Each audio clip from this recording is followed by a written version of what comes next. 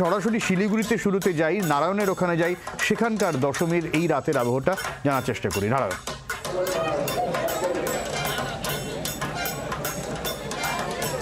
সবুজ এই মুহূর্তে দশমীর এই আবহে, অর্থাৎ এই রাতের আবহে কিন্তু খুব একটা ভালো নেই, কারণ বৃষ্টি শুরু হয়েছে। যদিও এই বৃষ্টিকে উপেক্ষা করেই শহর এবং শহর সংলগ্ন এলাকার ছোট এবং মাঝারি যারা পুজো কর্তারা তারা কিন্তু আস্তে আস্তে বিসর্জন শুরু করেছে।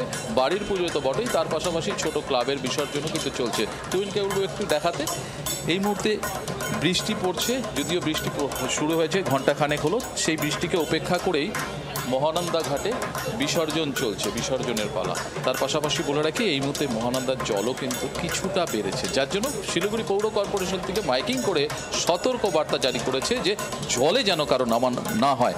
এবং সবটাই তদারকি করছে খোদ শহরের মেয়র, ডেপুটি মেয়র থেকে শুরু করে এসজেডিএ চেয়ারম্যান থেকে শুরু করে শিলিগুড়ি পৌর কর্পোরেশনের চেয়ারম্যান এবং মেয়র পরিষদ সকলে বসে আছে। আমি গৌতম দার সাথে একটু কথা বলবো বসেছি এটা নিয়ে, যে বৃষ্টি তো কিছুটা হলেও বাদসাধ্য, সব নিয়ে আপনাদের প্রস্তুতি তো পুরোপুরি আছে। বৃষ্টির একটা পূর্বাভাস ছিল, কিন্তু মনে প্রাণে চাইছিলাম যে পুজোর দিনগুলো যদি মা একটু বৃষ্টির বাইরে রাখেন। কালকে সকালে বৃষ্টি হয়েছে, কিন্তু দুপুরের পর থেকে ওয়েদার ক্লিয়ার ছিল।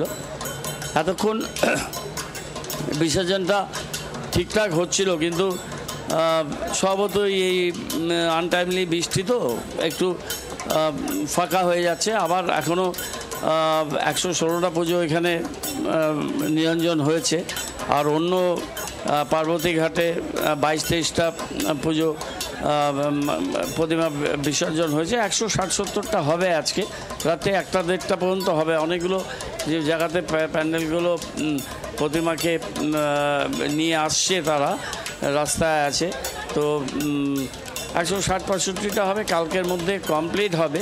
আমাদের প্রস্তুতি পুরোপুরি আছে। আমাদের বৃষ্টি হবে দেখে আমাদের যারা ওয়ার্কার তাদের আমরা বর্ষাতে রেনকোট তাদের আমরা ব্যবস্থা করেছিলাম, রেনকোট পরেই তারা দাঁড়িয়ে আছে। কিন্তু নদীতে নামতে হচ্ছে, কাঠামোগুলোকে তুলে সাথে সাথে আমরা ক্লিয়ার করছি জায়গাটা।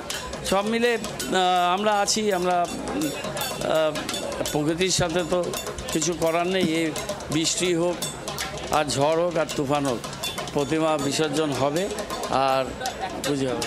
এটা করছি কলকাতায় যেটা দেখা যায়, কলকাতার পুজোগুলো বিসর্জনের কাছ থেকে বড় বড় এতদিন দেখা গেছে এখনো হয় হাইড্রা বা জেসিপি দিয়ে প্রতিমা বিসর্জনের ক্ষেত্রে সুবিধা। এবার থেকে পৌর কর্পোরেশন নতুনভাবে এটা চালু করলো, এতে কোনো অসুবিধা বা কোনো অসুবিধার সম্মুখীন? হাইড্রাতে সুবিধা হচ্ছে, তাড়াতাড়ি করে এটাকে তোলা যায় এবং এটা ম্যানুয়াল লাগে না। ম্যানুয়াল হেল্পটা আমাদের এবার আমরা এটা কেন করেছি, যে বড় বড় কাঠামো সমেত যে প্রতিমাগুলো সেগুলো ম্যানুয়ালি তুলতে প্রচুর পরিশ্রম।